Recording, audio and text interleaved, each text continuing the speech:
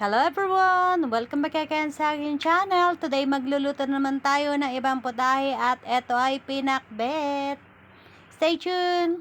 Hello everyone! Dahil hindi tayo nakapagluto kanina dahil nga puno ang ating memory ng cellphone at memory card natin. Nakapag-delete na tayo. Kaya ngayon magluluto na tayo ng ulam natin. Gawin ko na lang pinakbet Tagalog. Ayan, pinakbet na lang natin. Gagawin na lang natin tong pinakbet. At syempre gagamit tayo ng talong, okra, sitaw, kamatis, sibuyas, tapos etong kalabasa at konting karne. Ayan lang ang gagamitin natin guys. So start na tayo sa ating paghihiwa. Syempre unahin natin ang ating mga gulay. Kuhain ko lang to ng dalawa. Syempre tinanggal ko lang kanyang mga pangalan nito, dulo. Pag maliit naman, pwede nang isa lang. Pero dahil gusto kong dalawa, ayaw mo na. Mas masarap kasi yung dalawa. Syempre. Kasi pag mag-isa lang, super lonely kaya guys. Kaya kailangan dalawa. Charat. Diba? Yan. Hiwain lang natin ng tagdadalawa ang ating okra. Konti lang yung okra na winili ko guys. Isang supot lang to. Mahal kasi ang okra dito. Pero okay na din siya. Kahit pa paano may okra. Ayaw din naman natin na sobrang dami-dami ng okra. Isunod natin ang ating talong. Ganito lang naman ako maghiwa ng talong.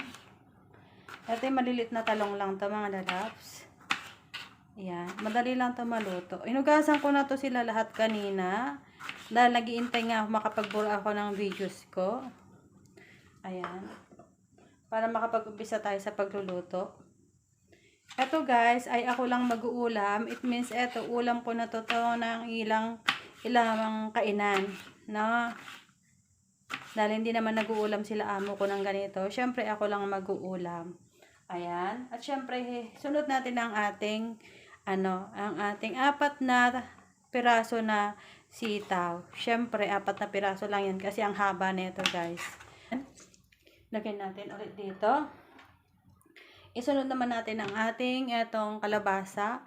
Etong kalabasa guys, isang buo yung binili ko. Kasi gusto ko next time magluluto ako ng kalabasa na curry. Ayan, ilalagay natin dito sa ating pinggan. Ang ating nahiwang kalabasa. Pwede natin sabayan na yan.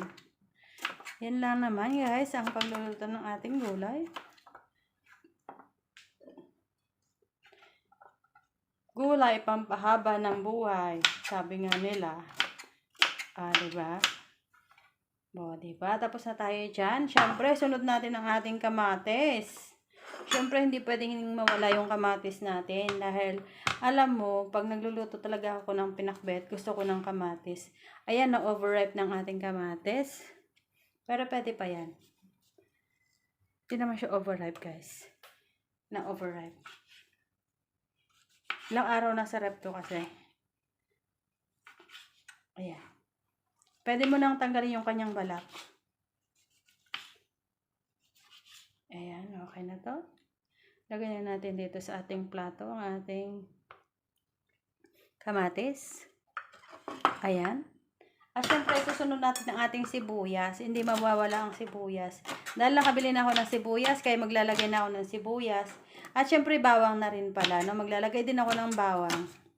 Ayan. Dahil nga lang ako magsisibuyas ulit. Kaya pagpasensyahan nyo na. At isusunod natin ang ating karne. Syempre, liitan ko ang karne guys kasi gusto ko maluto mabuti yung karne. Ayoko ng half cook na karne. Kasi ang karne guys, pag half cook, kahit na medyo tumitigas ang karne pag na-overcook. Alam nyo, maraming germs ang karne. Pag hindi siya naluto ng mabuti. Doon tayo nagkakaroon ng amimbiasis. Kaya kailangan lutuin maigi ang karne, mga lalabs. Huwag kayong hayaan yung half cook lang. Kasi pag half cook lang, mas masarap, mas malambot yung half cook lang. Pero, later on, hindi natin alam kung magkaroon tayo ng virus sa tiyan. Kaya, for sigurado, mas okay na lutuin natin mabuti ang ating karne. O, diba? Ganun lang ang paghihiwa ng ating sahog. O, ang dami na neto. Konti lang yung nilagay ko kanina, pero ang dami na, o. Kita nyo? Ayan. Ito na ang ating hiwa. O, diba? At ito na ang ating lulutuin. Nahiwa na natin lang mga lalabs. Mag-umpisa na tayo sa ating pagluluto. Diba? Ayan, gaya ng sinabi ko sa inyo kanina, unahin natin ilagay ang ating karne. Parang ang dami ko nilagay na karne, no? Sige, ilagay ko na nga lahat yan. Parang karne na lang niluto natin. Ayan, di ako naglagay muna ng mantika, mga lalabs, kasi magmamantika to kasi may konting taba. Ayan. Wait lang natin siya na masangkot siya. Kita nyo walang mantika. Ang bango niya. Mas okay nga to guys kung tutubigan muna natin. Tapos pag tsaka natin lagyan ng mantika pag pag natuyuan na yung tubig niya. Wala rin ako dito nilagay na mga lalabs. Wala na ako nilagay dito na asin, pampalasa. Kasi lalagyan natin siya ng bagoong. Of course, magiging maalat siya pag lalagyan pa natin ito ng pampalasa. Yung pampalasa natin ay bagoong. And dahil luto na ang ating karne, papulahin lang natin saglit. Tapos ilalagay na natin ang ating bawang at sibuyas. And of course, ang ating kamatis at ang ating bagoong alamang. Ngayon ilalagay ko na ang ating sibuyas at saka bawang. Para bumango na rin sila. Ayan.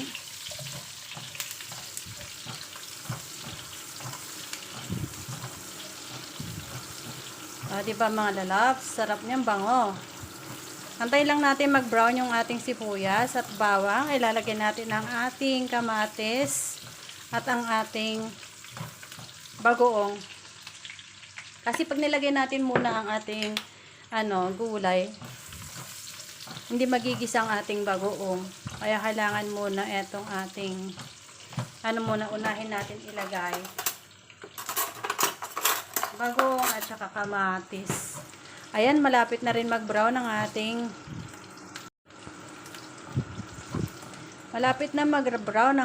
sibuyas at bawang. Ang bango-bango niya. Naamoy nyo ba? O, kita nyo yung karne? O, diba?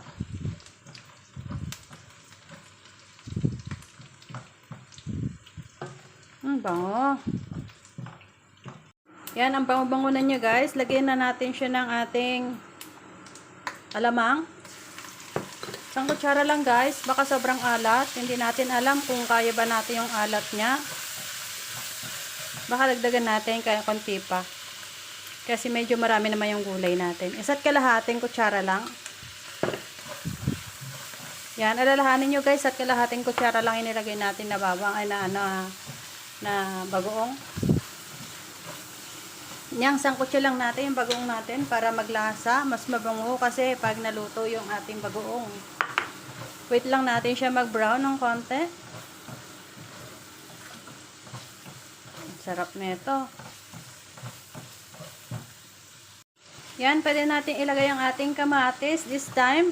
Kamatis, sunod natin kamatis.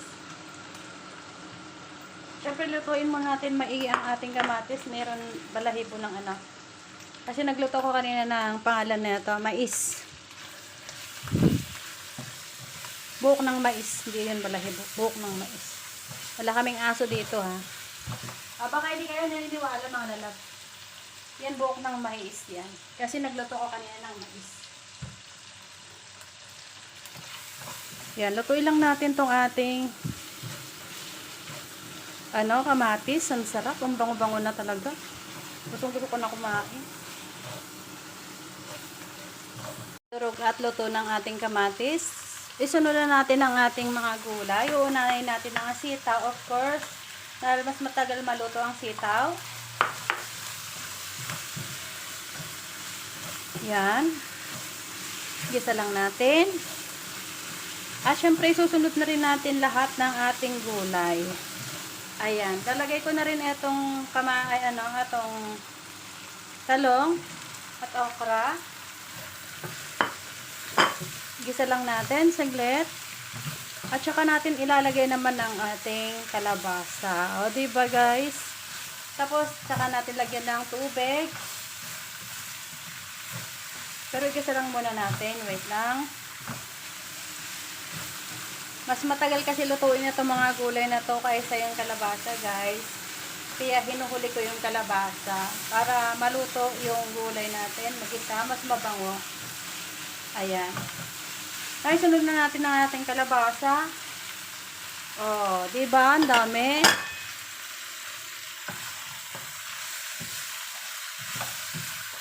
This time, pwede na natin, wala pala akong paano, no? Wala akong biniling, pangalan nun? Palaya. Nakalalagyan ko na siya ng tubig.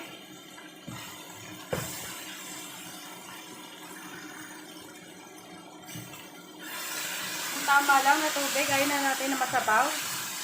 Ang tama lang na mag-absorb dito sa ating gulay. Yan, kasi magtutubig naman ang gulay natin, mga lalabs. Ayan, lutuin na natin siya hanggang sa maluto. Ganyan lang yan. Hanggang sa maluto na yan.